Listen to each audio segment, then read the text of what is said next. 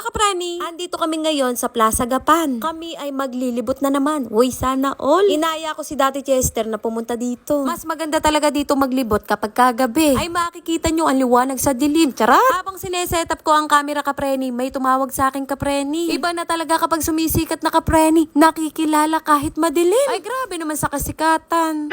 Yung nakakita sa amin kapreni ay taga doon lang din sa barangay namin. O diba? Hindi naman nalayo, Hanes. Akala ko taga malayo. Uy, ano ba kayo? Charot lang. Tuwang-tuwa nga ako kapreni at may nakakilala sa akin. At nagpa-picture din sila sa akin. O, diba? Sana all. Shoutout po sa inyo at medyo malabo ang video-video. At nagpatuloy ang aming team sa paglalakad. Ay, grabe naman. Haha!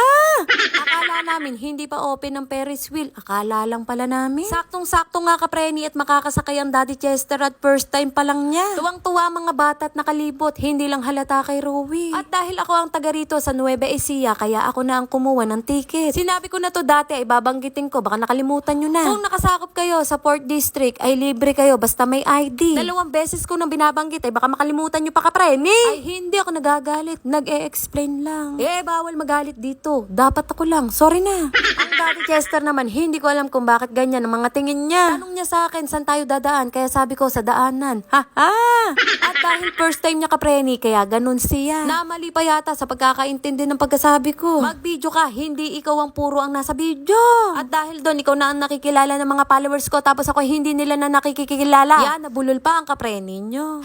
Nagpaalam kami dito kung pwedeng iwan ng stroller. Dahil sasakay nga kami ng Ferris wheel, alang nga naman pati stroller, dadali namin. Ay grabe kayo kapreni, mag-isip nga kayo. Ano nyo? Napaka-ano nyo? Uy, charot-charot lang kapreni ha. Excited kaming sumakay, puwera lang kay Kuya Ken. Ay hindi ko alam kung ano iniisip niya.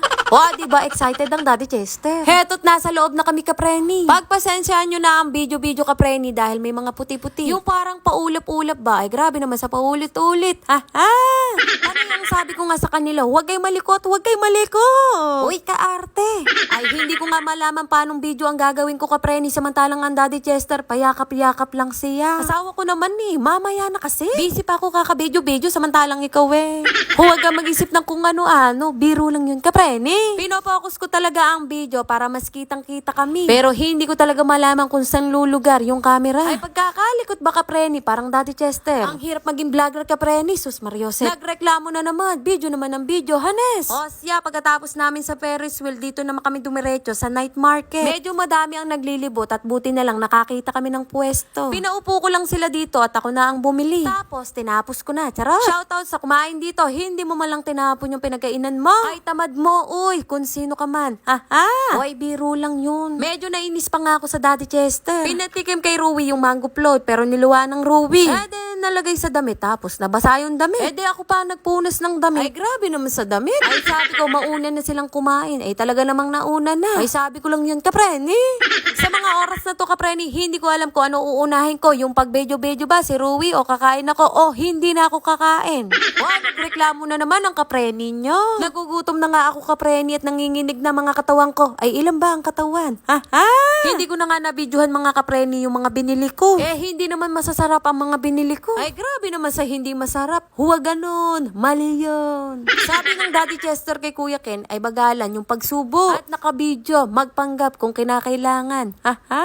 Pero siya nakataas ang paa. O akala mo nasa bahay lang.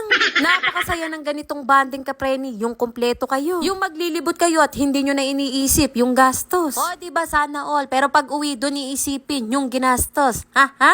O siya hanggang dito na lang ang video-video. Maraming salamat sa mga nanood. Bye mga kapreni!